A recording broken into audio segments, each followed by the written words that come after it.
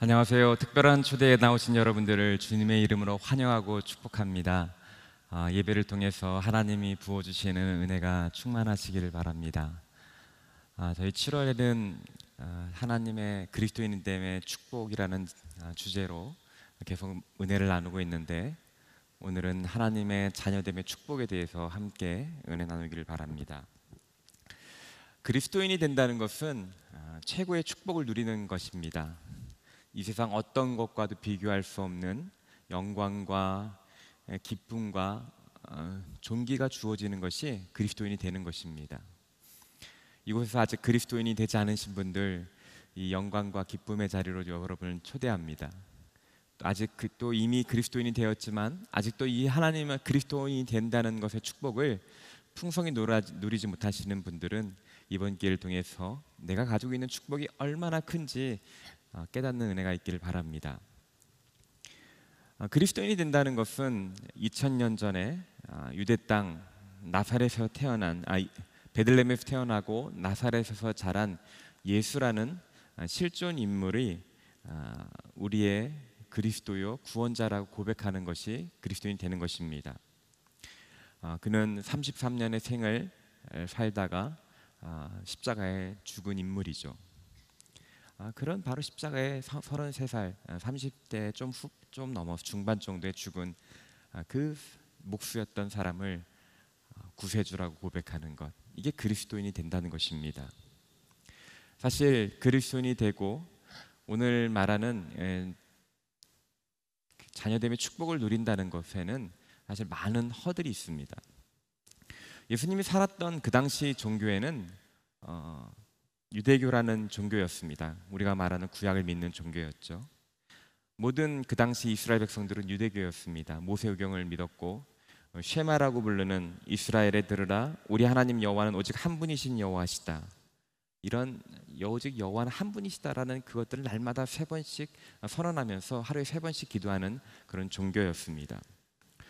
이 유대교는 엄격한 율실 신앙이었습니다. 그래서 그들에게 있어서는 하나님은 너무나도 거룩하고 두려운 존재였습니다. 그래서 성경을 필사하는 서기관들이 성경을 필사하다가 야훼, 하나님이라는 이름이 나오면 그들은 필사하던 것을 멈추고 목욕 재개하고 새 붓으로 다시 그 필사를 하였습니다.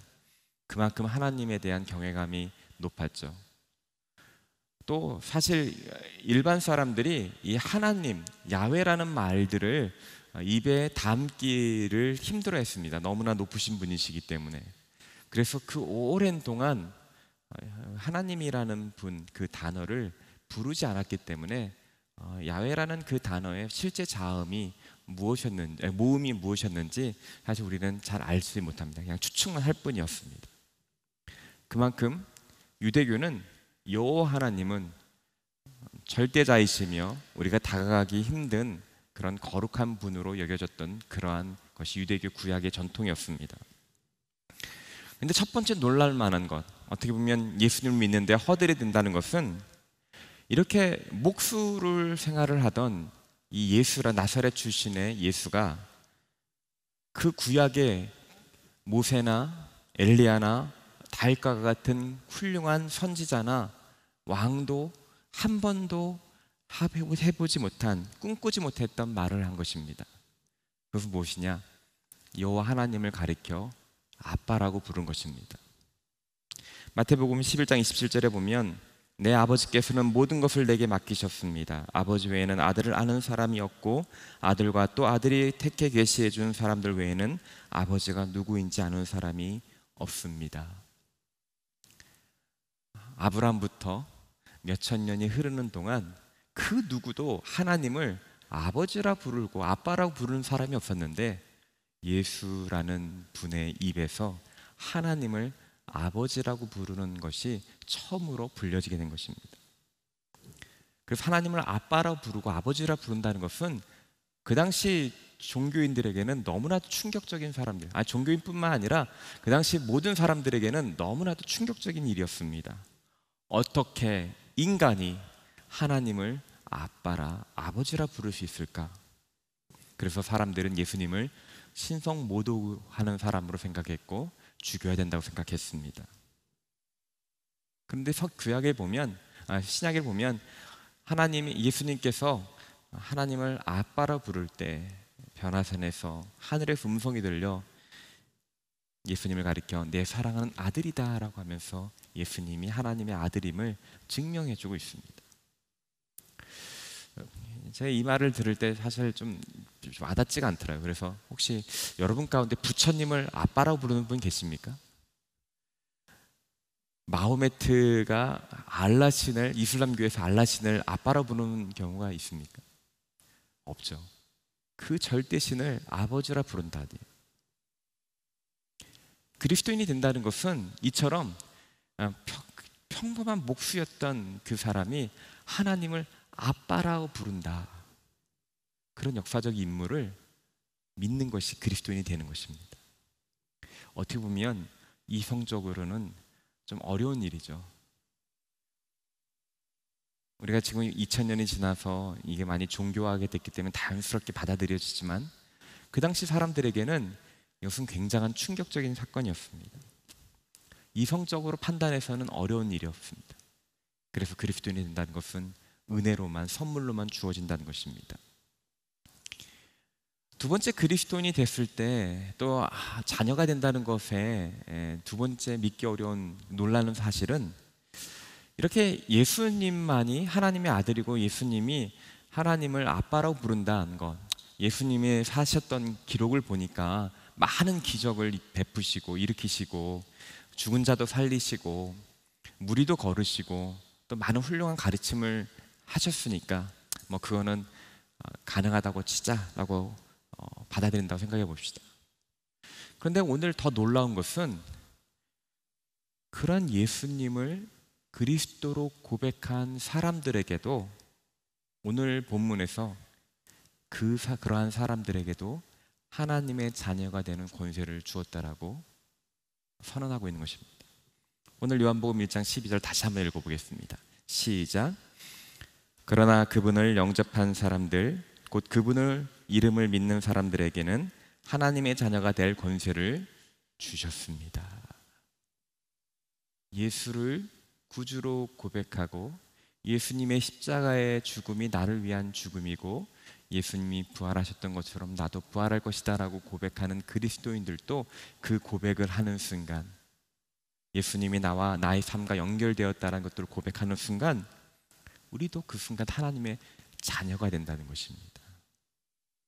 성경에는 이렇게 우리가 예수 그리스도를 구주로 고백했을 때, 그리스도인이 되었을 때 하나님의 자녀가 된다는 것들을 얼마나 반복적으로 계속해서 말씀해주고 있는지 모르겠습니다. 요한일서 3장 1절입니다. 보십시오, 하나님께서 얼마나 큰 사랑을 우리에게 베풀어 주셨습니까? 우리가 하나님의 자녀라고 불리게 됐으니 우리는 정말 하나님의 자녀입니다. 세상이 우리를 알지 못하는 것은 세상이 하나님을 알지 못하기 때문입니다. 요한 사도는 그 당시 그리스도인들에게 담대하게 선포입니다. 우리가 정말 하나님의 자녀입니다. 이건 요한 사도뿐만 아니었습니다. 사도 바울도 갈라디아서서 이렇게 선언합니다. 갈라디아서 4장 5절부터 7절까지 말씀인데요. 이는 율법 아래에 있는 사람들을 구속하시고 우리로 하여금 아들의 신분을 얻게 하기 위함입니다. 여러분이 아들들이므로 하나님께서 자기 아들의 영을 우리 마음속에 보내셔서 아바, 아버지라고 부르게 하셨습니다. 그러므로 여러분은 더 이상 종이 아니고 아들입니다. 그리고 여러분이 아들이면 또한 하나님으로 말미암은 상속자입니다. 우리가 이전에는 종의 신분, 노예의 신분이었는데 예수 그리스도를 믿는 순간 아들의 신분을 얻게 되었다고 말합니다. 그리고 우리 안에 계신 성령님께서 역사하셔서 하나님을 아버지라고 부를 수 있게 되었다라고 가르쳐주고 있습니다. 로마서에서도 마찬가지입니다. 로마서 8장 15절 17절에도 이렇게 있습니다. 여러분은 다시 두려움에 이르게 하는 종의 영을 받지 않고 양자의 영을 받았습니다. 우리는 그 영으로 아바, 아버지라고 부릅니다. 성령은 친히 우리의 영과 더불어 우리가 하나님의 자녀임을 증거합니다. 우리가 자녀이면 또한 상속자입니다. 우리가 그리스도와 함께 영광을 받기 위해 그분과 더불어 고난을 받으면 우리는 하나님의 상속자요 그리스도와 함께 상속자가 됩니다. 로마서에서도 우리가 하나님의 자녀이라고 선언하십니다. 그리고 그것을 성령님께서 보증해 주신다라고 말합니다. 우리가 예수 그리스도를 구주로 고백하여 그리스도인이 되는 순간 우리는 법적으로 하나님의 자녀가 되는 것입니다. 신분이 바뀐 것입니다. 그것을 성령님께서 증거하시고 성령님께서 우리 안에 역사하셔서 그것들을 확증해 주시는 것입니다. 성령님께서는 우리가 하나님과의 아버지와 자녀 관계를 확증해 주시고 연결시키는 끈의 역할을 하시는 분이 바로 성령님이신 것입니다. 하나님의 아들, 하나님의 딸, 이것이 성경이 규정하고 있는 우리의 정체성인 것입니다. 우리의 신분인 것입니다. 이 비밀을 잘 깨달았던 영성가이며 많은 책을 써서 많은 사람들에게 영향을 끼쳤던 브레넌 매닝이라는 분이 계셨습니다. 그분은 이렇게 고백합니다. 내가 예수 그리스도로부터 받은 최고의 선물은 아바의 체험이다. 자신이 그리스도인이 되고 나서 최고의 선물은 아바의 체험, 즉 하나님을 아버지라 부를 수 있다는 것이라는 것이죠. 하나님 그리스도인이 되었을 때 하나님께 주시는 가장 큰 축복은 우리가 하나님의 자녀가 된다는 것입니다. 우리가 그리스도를 예수님을 구주로 고백하였을 때 하나님의 양자가 된다는 것은 복음의 핵심 내용인 것입니다. 그래서 우리 이 자녀됨의 축복, 자녀됨의 원리를 잘 이해하는 것이 복음을 이해하는데 가장 중요한 키포인트가 된다는 것입니다. 우리가 이 하나님이 우리 아버지 되시고 내가 그분의 자녀고 딸이라는 것들을 이해할 때 하나님의 축복을 풍성하게 누릴 수 있는 것입니다. 우리 삶이 달라지고 나를 바라보는 시각이 달라지게 되어 있습니다. 우리 삶은 더 풍성하게 바뀔 것입니다. 근데 안타까운 것은 저를 비롯한 많은 사람들이 교회를 다니고 그리스도인이라고 고백하면서 이 자녀됨의 축복을 제대로 누리지 못한다는 것입니다. 왜냐하면 우리 안에 이미 형성된 거짓 자아가 있기 때문입니다. 우리 안에는 거짓 자아는 이 자녀됨의 축복을 잘 누리지 못하게 합니다. 이 거짓 자아가 무엇입니까? 우리는 어렸을 때부터 수많은 이 세상의 거짓말들을 듣고 자랍니다. 예를 들면 너의 가치는 너의 능력, 가지고 있는 것, 외모를 통해서 결정된다. 공부를 잘해야, 돈이 많아야 네 삶은 안정되고 보장되고 존귀한 자다. 이런 이야기를 어렸을 때부터 우리 계속 듣습니다. 그렇죠? 그래서 세상의 소리가 우리 안에 충만하게 쌓여 있습니다. 뿐만 아닙니다. 저도 부모이지만 우리는 부모님 밑에서 자랍니다. 부모님 밑에서 자랄 때 우리가 모든 부모가 죄인이고 불완전하기 때문에 자녀들을 사랑한다 하지만 올바르게 사랑하지 못하고 우리 자녀 또한 죄인이기 때문에 죄인입니다. 그래서 충분히 사랑을 주지도 못하고 받지도 못하고 격려하지도 못하고 또 심지어는 많은 상처를 주기도 합니다. 이러한 거짓말과 어렸을 때부터 받은 이 상처들, 이런 경험들은 우리 안에서 부정적인 생각들을 가지게 됩니다. 근데 이런 부정적인 생각들은 우리 사고의 방향을 결정짓습니다. 계속해서 반복적으로 편향적으로 이렇게 달려가게 되고 그것이 오래되어서 우리 안에 깊숙이 자리 잡으면 어느 순간 그것이 우리 안에 어떤 견고한 성처럼 자리 잡고 있는 거짓말 요새가 되는 것입니다. 그것을 기초로 우리 거짓 자아가 형성되는 것입니다. 그래서 너희는 하나님의 딸이요 하나님의 아들이다 라는 진리가 선포되고 우리가 그걸 받아들인다 하더라도 우리 마음 깊숙한 곳에 있는 이 거짓 자아가 이 진리를 받아들이지 못하게 하는 것입니다. 방해하는 것이죠. 스테파니 페스트라는 분이 계십니다. 미국에서 지금 어떻게 보면 길거리에 있는 여성들을 고아들을 돕는 그런 활동하시는 분이십니다. 이제 나이가 꽤 드셨는데 그분은 원래 한국전에 참전한 미군과 한국인 어머니 사이에서 태어난 분이셨습니다. 아버지는 누구인지 몰랐고 홀로 된 어머니께서 그 당시 혼혈 아이를 키울 수 없고 주변에서 키우지 못하게 하니까 3살 땐가 4살 땐가 기차를 태워보내서 버려진 분이십니다. 3살인가 4살에 버려졌을 때 5900 그 전쟁이 끝났을 때 그 삶이 어떻겠습니까? 그녀는 살기 위하여 지나다가 다리 밑에 있는 거짓대를 발견하고 거기서 같이 살았고 거기서 많은 성추행을 당했다고 합니다.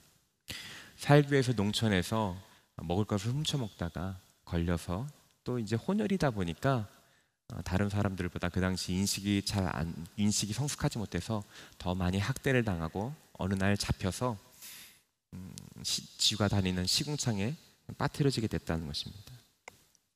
그때 마침 지나가던 월드비전 간호사에게 발견되어서 그녀는 고아원에 보내지게 되었습니다.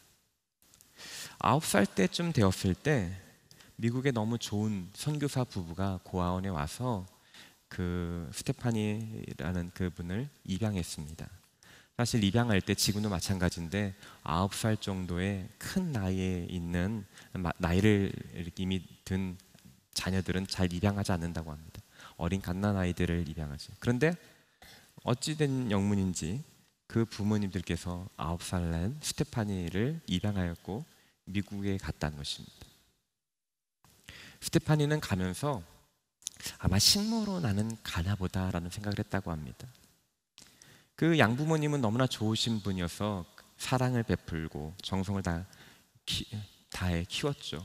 근데 스테파니 그분은 그걸 사랑을 이해하지 못했다고 합니다. 그녀가 한 고백입니다. 처음으로 냉장고, 수세식 변기, 침대가 갖춰진 집에서 살게 되었습니다.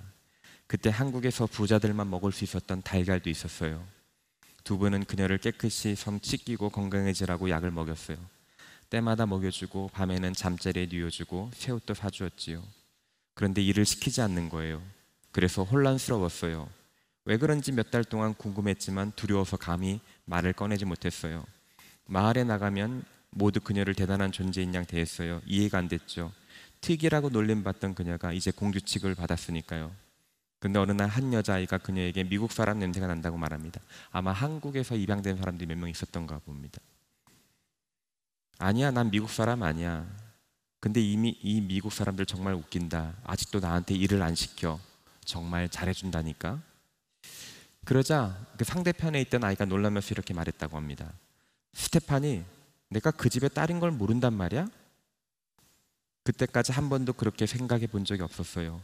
그래서 그랬죠. 아니야, 난 그 집 딸이 아니야. 그랬더니 그 아이가 넌 그 집 딸이야. 그 집의 딸이라고.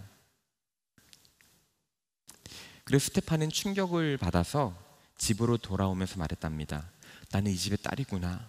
딸이다, 딸이다. 그래서 나를 이렇게 대했구나. 그래서 아무도 나를 때리지 않았구나. 그래서 아무도 나를 튀기라고 부르지 않았구나. 나는 이 집의 딸이야. 그 집에 들어가서 양어머니에게 한국말로 엄마 나는 엄마의 딸이에요. 그때 이제 그 양부모 엄마가 한국말을 알아듣지 못했다고 합니다. 그때 마침 다른 한국 분이 계셨는데 그분이 통역을 해줬답니다. 그러자 엄마의 눈에서 눈물이 주르르 흘렸다라고 그런 고백을 하는 것이 기록되어 있습니다. 스테파니 페스트 그분은 고아로 너무나도 어렸을 때 거절당하고 버려지고 고통당하고 상처를 받았기 때문에 그가 입양되어서 사랑받는 딸로 입양되었지만 자신이 아직 딸이라는 것들을 인식하지 못했습니다. 여전히 식모로 왔구나라고 생각했습니다. 참 조건 없는 사랑을 주시는 것을 이상하다고 생각했지만 받아들이지 못했던 것입니다. 그 안에 어렸을 때의 경험들로 쌓여진 거짓 자아가 새로운 변화를 받아들이지 못하게 했던 것입니다. 이런 스테파니 페스트 그분에게 있었던 그러한 현상들이 우리 가운데도 여전히 있다는 것입니다. 우리가 예수 그리스도를 구주로 고백할 때 하나님께서는 이미 우리를 하나님의 아들이요 딸이라고 선언하시고 우리를 자녀로 받아주셨지만 우리 안에 그것을 아직 받아들이지 못한다는 것입니다. 우리 안에 아직 노예이며 식모처럼 생각하는 부정적인 자아가 우리 안에 가득하 있다는 것입니다. 이런 거짓자가 우리 안에 가득 차 있을 때 우리는 두려움 가운데 살 수밖에 없는 것입니다. 이 거짓자로 살 때 다른 사람들 그래서 인정과 용납에 더 집착하게 됩니다. 수용에 집착하게 됩니다. 남의 말에 남에게 잘 보여야 하기 때문에 아니요라는 말을 제대로 할 수 없게 됩니다. 사람들에게 완벽한 이미지를 보여줘야 하기 때문에 그런 것이 강박감염이 되어서 자신의 삶을 조여옵니다. 수치감이 많습니다. 그리고 거짓자에 휘달린 사람은 자신이 어떤 사람인지 자신 안에서 그것을 규정하는 것이 아니라 다른 사람들의 말과 평가에 의해서 내가 누구인지를 확인하려고 하는 습관이 있다는 것입니다. 혹시 여러분 가운데 이런 모습이 있지는 않은지요? 바로 이것이 우리 안에 거짓자가 참 자아를 깨닫는데 방해하는 요소들이라는 모습이라는 것입니다. 저를 비롯한 많은 사람들이 이 진리는, 성경은 너희는 나의 아들이 사랑하는 아들이며 존귀한 아들이며 하나님의 권세가, 자녀됨의 권세가 이미 주어졌다라고 선언하는데 우리는 아직도 이것을 받아들이지 못하고 우리 안에 깊은 거짓자가 거부가 있는 것이죠. 이 정체성이란 단어가 있습니다. 정체성이란 단어는 상당 기간 일관되게 유지되는 고유한 실체로서 자기에 대한 주관적인 경험, 이런 것들이 사전적인 정의입니다. 중요한 것은 정체성이라는 것은 상당 기간 일관되게 유지한 거라는 말입니다. 한번 생각해 보면 우리가 하나님의 아들이요 딸이라는 이 정체성은 영원토록 지속되는 것입니다. 그러시기 때문에 이것이 우리의 참 정체성이라는 것입니다. 세상에서 내가 어렸을 적에 이 세상에 받은 이 다른 사람들이 평가된 거짓자는 잠시 이 땅에 있을 동안만 유효한 평가입니다. 이것은 일시적인 것이죠. 그리고 우리의 참 정체성은 하나님의 아들이요 딸이라는 것에 있다는 것입니다. 우리가 하나님의 아들됨과 자녀됨의 축복을 누리기 위하여 우리가 할 일은 바로 내 안에 있는 이 거짓말들을 발견하고 깨트리는 것입니다. 내가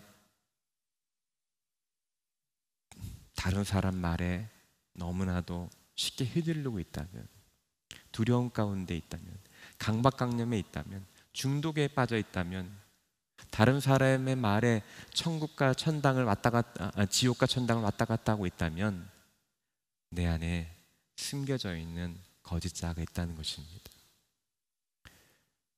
성령님께서 여러분 마음 깊은 곳에 비춰주셔서 이러한 거짓말들이 드러나기를 주님의 이름으로 축원합니다. 그리고 여러분 깊은 마음 가운데 여러분이 하나님의 아들이요 딸이라는 이 진리의 정체성이, 영원한 정체성이 여러분 마음 가운데 깊이 새겨지기를 주님의 이름으로 축원합니다. 근데 이 하나님의 자녀가 되었을 때 주어지는 축복은 어떤 것이 있을까요? 사실 말로 다 표현하기가 어렵죠. 너무나 많은 축복들이 있습니다. 오늘 본문에서 하나님의 자녀가 되는 권세가 주었다고 합니다. 권세. 하나님의 자녀가 되었을 때 권세가 주어진다는 것입니다. 하나님의 자녀됨을 통해서 우리는 권세와 존귀함이 주어지게 되어 있습니다. 이것을 이해할 수 있는 로마 풍습이 있습니다. 여러분 율리우스 시저라고 하는 카이사르를 알 것입니다. 그는 로마 황제가 되진 않았지만 대단한 권력자였고 황제의 기틀을 황제 통치의 기틀을 마련한 사람이었습니다. 근데 그가 피습을 당해서 죽었습니다. 그리고 나서 그 유언장이 공개되었는데 그의 모든 재산은 그 당시 18살밖에 되지 않은 옥타비니우스라는 양자에게 주어지게 되었습니다. 옥타비니우스.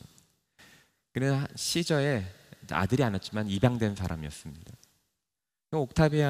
옥타비아누스는 이 카사르의 어떤 재산을 바탕으로, 영향력을 바탕으로 그는 황제가 되었습니다. 아구스티누스는 황제가 되었던 것이죠.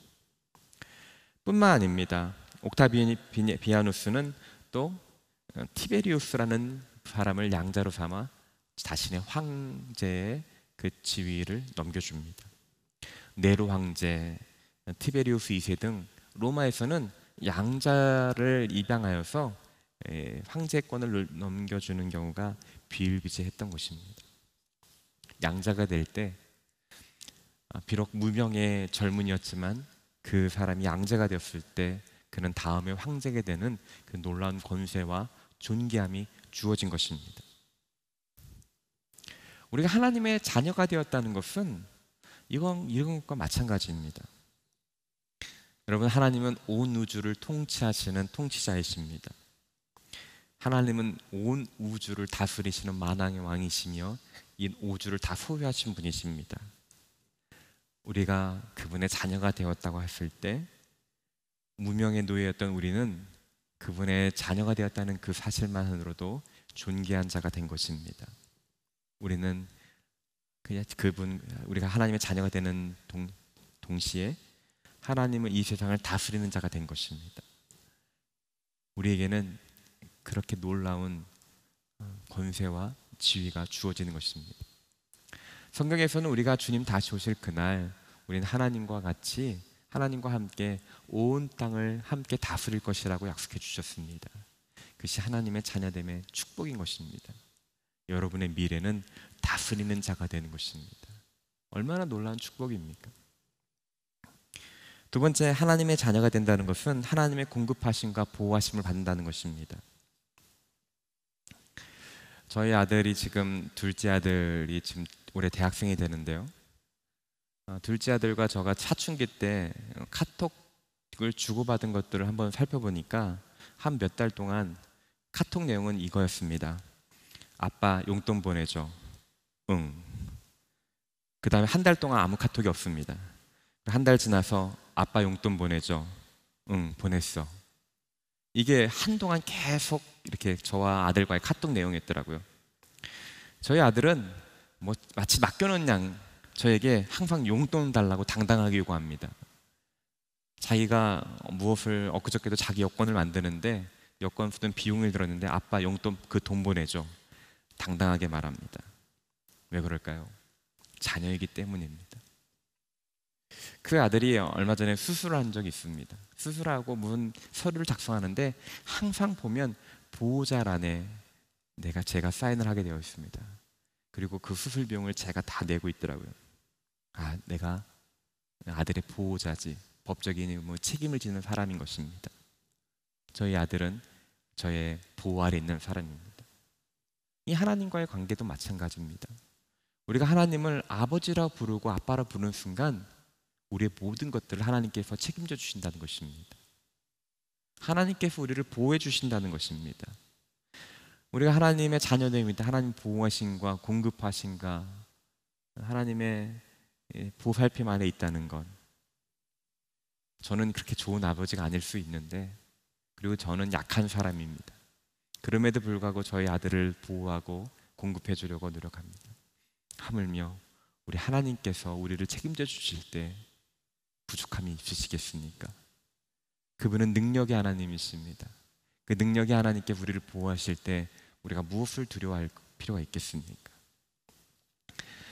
우리 너무나도 유명한 성경의 말씀들이 있습니다.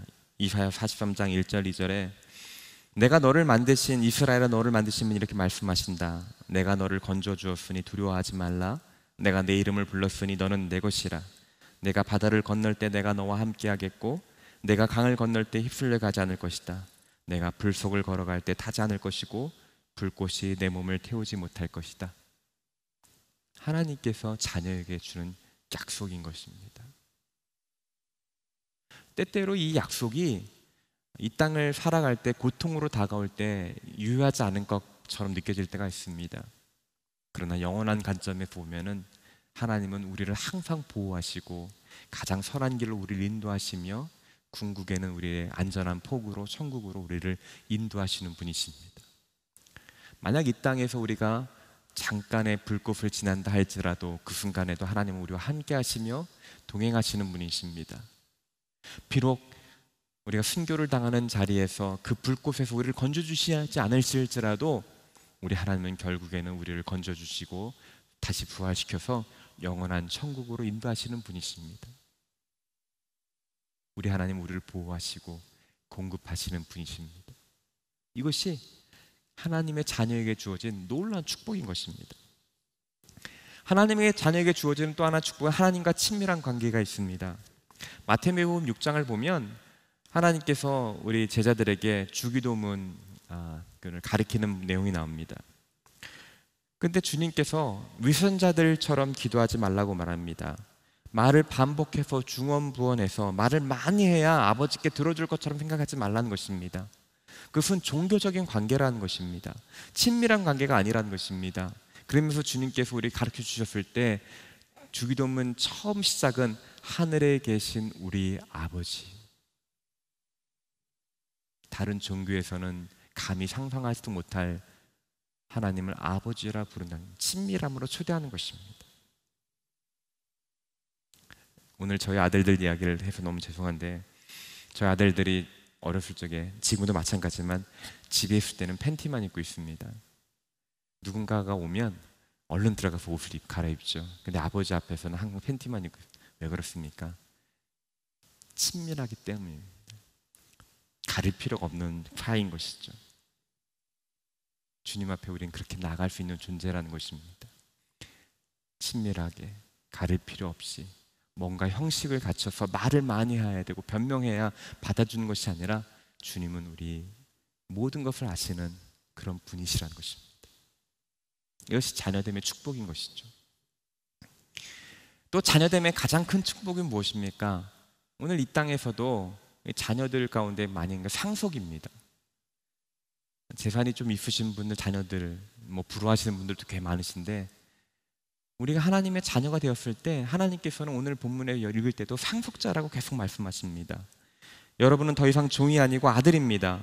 여러분들이 아들이면 또한 하나님으로 말미암은 상속자입니다. 우리 모두가 하나님의 상속자라는 것입니다. 하나님은 그 누구와 비교할 수 없는 최고의 부자이십니다. 최고의 권력자이십니다. 우린 그분의 상속자라는 것입니다. 그분이 물려주시는 것은 이 땅에 잠시 있다 사라지는 것과 비교할 수 없는 것입니다. 영원한 것입니다. 이 축복들을 깊이 깨닫는다면 우리 스스로가 하나님의 자녀된 것이 얼마나 축복된 것이고, 그것이 얼마나 영광스러운 것이고, 그것이 얼마나 풍요로운 것인지 우리는 깊이 깨달을 수 있게 되는 것입니다. 그런데 우리 안에 있는 거짓 자아 때문에 우리는 놀라운 이 축복을 이미 받았음에도 불구하고 마치 아버지가 없는 고아처럼 생각할 때가 많습니다. 이 세상의 모든 근심 걱정을 혼자 지고 가는 경우가 많습니다. 하나님의 아버지 되심을 전혀 모르기 때문인 것입니다. 고아와 같은 마음으로 살아갈 때가 많습니다. 교회 안에서도 얼마나 고아와 같은 마음으로 근심 걱정하며 사는지 모르겠습니다. 하나님의 자녀됨의 축복을 모르기 때문이라는 것입니다. 아까 오늘 특순해 주신 우리 초롬님 자매가 말씀하셨습니다. 자신이 집에 갈 때 자녀가 스스로 와서 안겨줄 때 가장 기뻤다고. 우리 하나님 앞에 나아갈 때 하나님께서는 우리에게 이는 내 사랑하는 이요 내 기뻐하는 자 내 아들이와 딸이다, 하나님은 이렇게 고백해 주고 계십니다. 제가 좀 살면서 느끼는 건데요, 저희 아들들이 제가 얼마나 저희 아들들을 사랑하고 좋아하는지를 잘 모르는 것 같습니다. 물론 저도 마찬가지죠. 저희 어머니나 부모님이 저를 얼마나 사랑하시고 좋아하는지 저도 잘 몰랐던 것 같습니다. 저는 저희 아들이 생각하는 것보다 아들을 더 좋아하고 사랑합니다. 마찬가지입니다. 우리 하나님은 여러분들이 생각하시는 것보다 여러분을 훨씬 더 많이 사랑하시고 여러분을 좋아하십니다. 여러분 스스로가 여러분을 좋아하지 못할지라도, 여러분이 스스로가 여러분 스스로에게 만족하지 못한다 할지라도 하나님은 여러분을 보시고 기뻐하시고 좋아하시고 만족하십니다.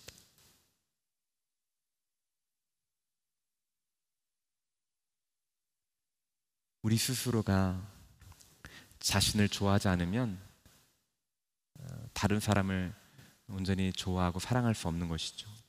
근데 우리 스스로를 좋아하는 게 되는 것, 이 절대자이신 하나님께서 나를 좋아한다는 생각을 가지게 되면 우리 자신의 부족함들이 다 가려지게 되고 그것이 자신감이 되는 것입니다. 저희 아들들이 어렸을 때 집에 갈 때 저를 진짜 반겨줬습니다. 펄쩍펄쩍 뛰고 아서 안기고.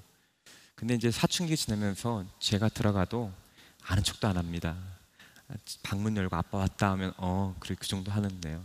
근데 저희가 작년부터 강아지를 키웠는데 강아지는 제가 이거 누르기 전부터 하면 벌써도 문으로 달려와서 저에게 안기고 얼마나 좋아하는지 모르겠습니다. 이 강아지가 안겨서 저를 반겨주는데도 너무 기분이 좋더라고요. 아까 우리 초롬 자매님께 말씀하셨던 것처럼 우리가 하나님을 그렇게 기뻐할 때 하나님이 우리를 얼마나 기뻐하시고 즐거워하실까, 그런 생각을 해보았습니다. 여러분이 하나님을 향해 달려갈 때 하나님은 두 팔 벌려 기뻐하시고 여러분을 사랑한다 말씀하십니다. 우리 스바냐 3장 17절, 너희 하나님 여호와가 너희 가운데 계시니 그는 구원을 베푸실 전능자시라. 그가 너로 인하여 기쁨을 이기지 못하여 하시면 너를 잠잠히 사랑하시며 너로 인하여 즐거이 부르며 기뻐하시리라. 우리 하나님은 여러분을 사랑하시고 좋아하시고 기뻐하십니다. 여러분이 하나님의 자녀이기 때문입니다. 여러분은 고아가 아닙니다. 하나님께서 여러분의 아버지가 되십니다. 이러한 그리스도인됨의 이 놀라운 자녀됨의 축복을 풍성히 누리는 저와 여러분 되시기를 주님의 이름으로 축원합니다. 이제 우리 같이 한번 좀 기도하기 원하는데요. 이 시간에 아직 주님을 그리스도로 고백하지 못하신 분들께 권면합니다. 주님, 제가 예수님을 받아들이고 이 자녀됨의 축복을 누리길 원합니다. 주님, 이성적으로는 어려운 것인데 우리 성령님께서 이것들을 알게 해주시고 예수님을 구주로 고백하는 고백이 있게 하시고, 그래서 내가 하나님의 자녀됨을 깨닫는 은혜가 있게 하여 주시옵소서. 너를 기도하시길 바랍니다. 또 이미 그리스도인이지만 이 하나님께서 주신 이 놀라운 자녀됨의 축복을 아직 제대로 누리지 못하신 분들 계십니다. 거짓 자아 때문입니다. 하나님, 내 안에 있는 이 거짓 자아들이 발견되기 원하고 깨트려지길 원합니다. 하나님께서 부어주시는 이 놀라운 자녀됨의 축복을 풍성히 누리길 원합니다. 주님, 깨닫게 하여 주시옵소서. 이 시간 우리 같이 한번 기도하겠습니다. 사랑과 은혜가 충만하신 주님, 우리를 자녀 삼아 주심을 인하여 감사드립니다. 우리가 예수 그리스도를 구주로 고백하며 십자가의 사랑과 부활의 소망을 붙잡을 때 우리는 이미 하나님의 자녀가 되었습니다. 이미 권세자가 되었습니다. 하나님의 사랑받는 딸이요 아들이 되었습니다.